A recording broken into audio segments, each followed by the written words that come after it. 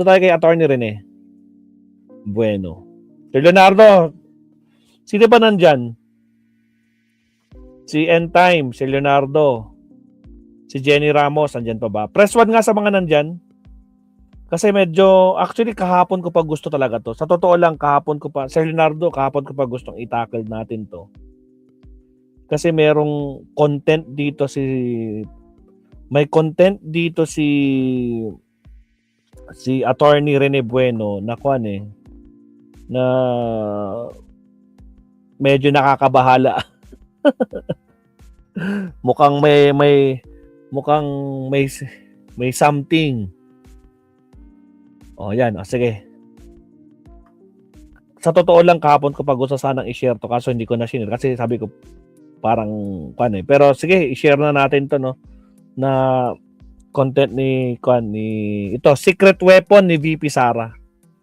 22 hours ago pa, kasi kahapon ng gabi gusto ko nang i-share to kasi nakita ko na to kay attorney. Kaso yung pinanood ko ng buo parang medyo no. So meron daw posibilidad na mababasura na naman yung impeachment. Bakit?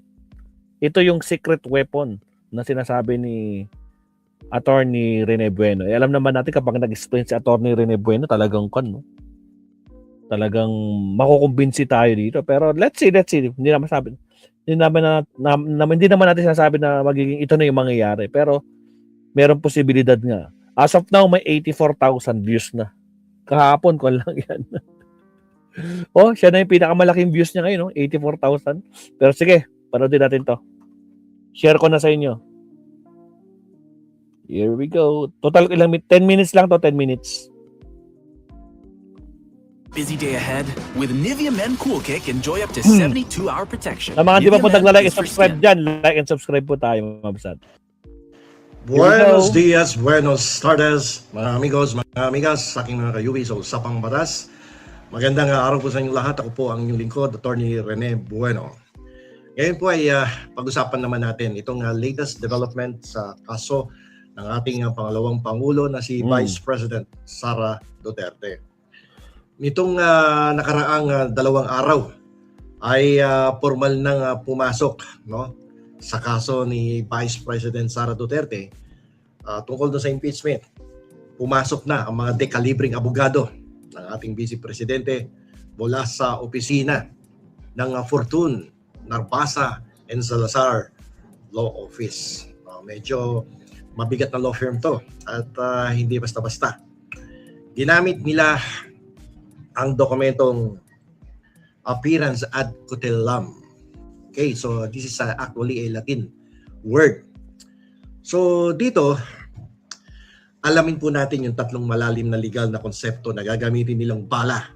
Yan na. Yung concept of initiation. Yung paglatag pa lamang ng kanilang appearance, ibang klaseng diskarte na kagad to. So dito, may question kagad sila Kailan ba talaga nagsisimula ang impeachment? Pero ayon sa saligang batas, sa Article 11, ang impeachment po ay hindi maaaring gawin ng higit sa 1 beses sa loob ng 1 taon.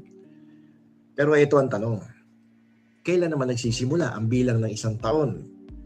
Yan ay pinag-usapan na sa Korte Suprema at yan ang madalas na nagiging issue kapag nagkakaroon ng question tungkol sa 1-year bar rule. Kapag nag-file noong nakaraang taon tapos magpa-file uli ngayong taon naman na to, nagiging issue yan palagi.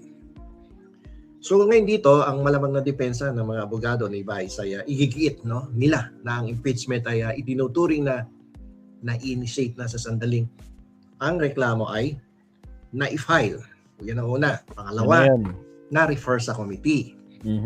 Pangatlo, na-isama sa order of business.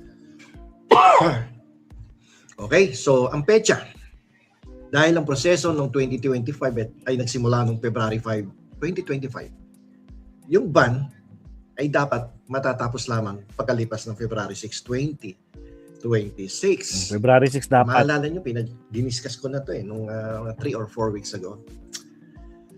Ngayon, ito po yung problema dito. Kung ang House ay tumanggap at nagproseso ng mga bagong impeachment complaint bago ang petsang nabanggit ko, Which is tulad nangyari. ng mga reklamong inihain ng February 2, sinasabi ng mga abogado na void from the start o walang bisa ang buong proseso dahil nilabag ang 1-year bar rule. Okay. Ito yung pangalawa. Yung consolidation trap. Bago to. Ang bitag sa pagsama-sama ng reklamo, karaniwang ginagawa ng Kongreso ang consolidation o yung pagsama-sama ng iba't ibang reklamo laban sa isang opisyal para mapabilis ang trabaho. Pero dito papasok ang trap o yung bitag. Ang argumento, kung ang House ay na-consolidate ng mga reklamong maaga, yung mga ipinail before February 26, no? Yung mga may paglabag sa 1-year bar rule. At mga reklamong tama ang petsa, yung sinampa or isinumite noong February 9 at 18. Pwedeng gawing butas yan ngayon ng mga abogado ni Vice President Sara Duterte. Yan na nga ba sinasabi ko. Okay? So ang tanong, bakit bitag? Okay, ganito yan. Sinasabi ng mga abogado na hindi pwedeng gamutin ng mga bagong reklamo ang isang prosesong nagsimula sa illegal na paraan. Kapag pinagsama mo ang isang sira o yung isang illegal na reklamo sa isang maayos o legal na reklamo, yung buong bundle ay maaari ng questionin sa Korte Suprema. Parang isang basket ng prutas yan. Kapag may isang bulok, Mabubulok lahat. nadadamay ang lahat. No? Kapag may isang basket ng kamatis na sariwa, lagyan mo na isang bulok, damay-damay na. Parang ganito sa consolidation trap. Okay? Gets nyo? Okay, punta tayo doon sa abuse of discretion. Yung pag-abuso sa kapangyarihan dahil ang appearance ad cautelam ay nangangahulugang hindi sinusuko ni Vice President Sara Duterte ang kanyang karapatang magdemanda o mag-file ng petisyon sa mataas na hukuman upang questionin ang jurisdiction ng House of Representatives. Yung target nila dito, yung yung grave abuse of discretion. Okay, para doon sa iba na hindi pa masyadong familiar dito, yung grave abuse of discretion, ano ba to? Ito yung kapag ang isang sangay ng gobyerno o isang branch of the government tulad ng House of Representatives ay gumawa ng desisyon na labag sa konstitusyon o labas sa kanilang kapangyarihan. Ang strategy dyan. When words fail, you know it's real. Alright. Sa mga di pa po nagla-like and subscribe, like and subscribe. At siyempre, shoutout sa mga team replay natin dyan, Nobsat. Again, huwag kalimutan mag-like and subscribe. Salamat. Babantayan ng Fortune, Narbasa, and Salazar ang bawat galaw ng komite ngayon. Okay? Kung itutuloy ng House ang impeachment, kahit may malinaw na paglabag sa 1-year bar rule, gagamitin itong basihan para sa isang petition for certiorari sa Korte Suprema. Korte Suprema na naman. Sa Leonardo.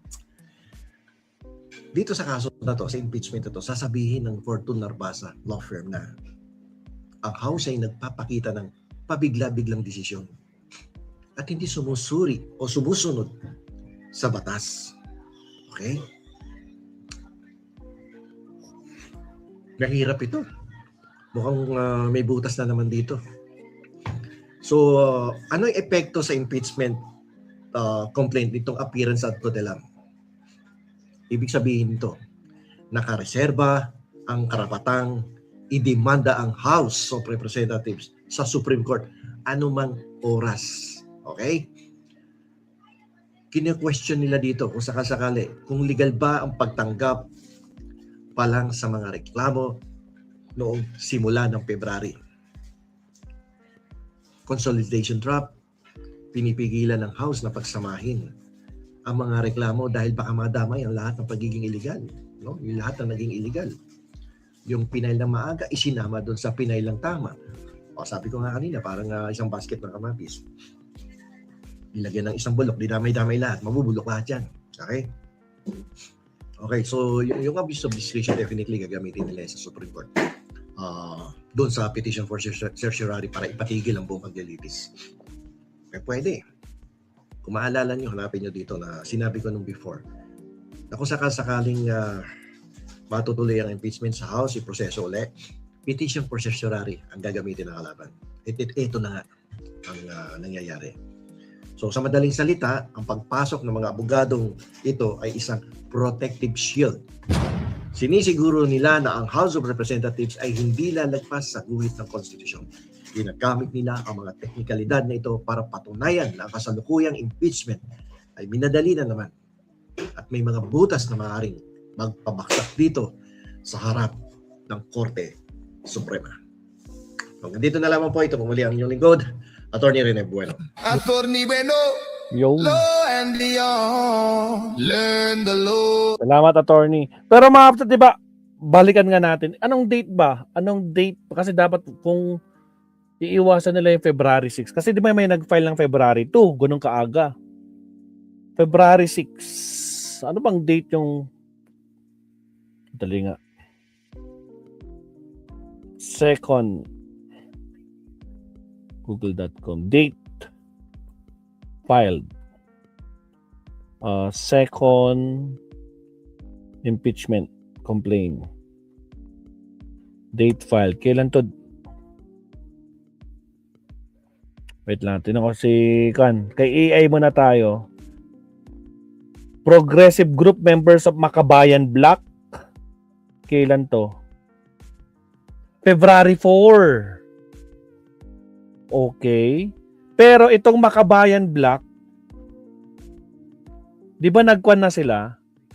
Na, kung di ako nagkakamali, di ba yung first, yung, ano yun, yung Akbayan ba yun? Bayan ba yun? Di ba yung first na nag-file, hindi nakapasok? Tapos itong second impeachment complaint was filed against Philippine, hindi, Bongbong Marcos to eh. Teka. Date filed VP impeachment pa. Sorry. VP impeachment. Wait lang ah. Okay. The second impeachment complaint against Vice President was filed on December 4. Dakop na ako. 2026. Impeachment 2026. Okay. Ito na. Multiple impeachment complaints were filed against Vice President Sara Duterte. Pakita ko sa inyo. Wait, i-check lang natin dito. Kasi kung susundin natin yung February 6. Ito lang Okay. Ito. Initial findings. February 2. 2 initial complaints. 2. February 2. Were filed. 1 by Makabayan Bloc. And Tindig Pilipinas Akbayan.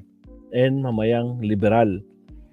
Tapos, this following Supreme Court final denial on January 29, 26 of reconsideration motion regarding the previous unconstitutional complaint of 2025 subsequent. So yung first and second sabay nga pala sila. Okay, tama 'yon, sabay nga pala sila no. Nag-file. So February 2.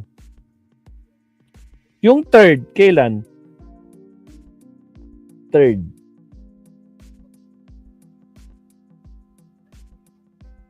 Yung third Kasi ang naiwan na lang is yung third tsaka kayong fourth, yung kay Benny Abante at tsaka yung kay Laila de Lima, yung pangalawa kasama si Father Flavio ba yun? Flavi. Teka lang Pag ito pasok sa Feb 9, kasi 'di ba umatras yung second impeachment. So baka ito yun, nakita nila. Pag itong third pasok sa February, pasok mga kabsat. The third impeachment complaint against Vice President Sara Duterte in 2026 was filed by the religious group. Ito nga, February 9. Ito yung third. Yun, February 9 nga. In short, kapag niretract nung second, yung February 2 nila, tapos hindi naman tinanggap yung una, yung first and second, na final nung February 2, hindi naman it will not materialize. Ganun ba yun? Yung first at second, hindi na sinalig sa camera. Yung third and fourth, ang ginawa nilang, palagay ko yung 9. at 18. Yun na nga, Sir Leonardo. Ito na. So, pasok sa February 6. Baka siguro napansin nila, kaya nag-back out itong February 2 na second impeachment complaint na. Kasi baka nakita nila na pwede possible, no? Pero kung February 9, pasok sa banga. Pero yun nga sinabi ni Attorney Rene Bueno na possible na mangyari yan. But anyway, at least meron tayong idea. Kaya nga may hearing sa sufficient informs para malaman ang validity ng 1-year bar rule. Yun na nga. Pero ang problema kasi, itong mga abogado ni Lustay, Kabsat, gagawa sila ng paraan, hanap sila ng butas, technicality, para hindi lang matuloy. Gagawa. Kaya nga, di ba, wala nga ginawa si Escudero mo, di ba? Inintay niya yung Supreme Court na mag-decide kung anong gagawin. Hindi niya sinunod yung fourth tweet eh. Pero anyway, nakapaw. February 9, kinalak kong dilima. February 18 yung kay Abante. Kaya so mukhang pasok pa din. Pasok sa Feb 6. So wala nang lusot yan. Alright, so good. At least may ikon, no? Alright, last subtopic tayo, Sir Leonardo, bago mag alas 12. Ika lang. Last subtopic tayo. Okay na tayo kay Attorney Rene. Maraming salamat pa rin, Attorney Rene. So, kuhan tayo. Countdown ulit tayo. Here we go.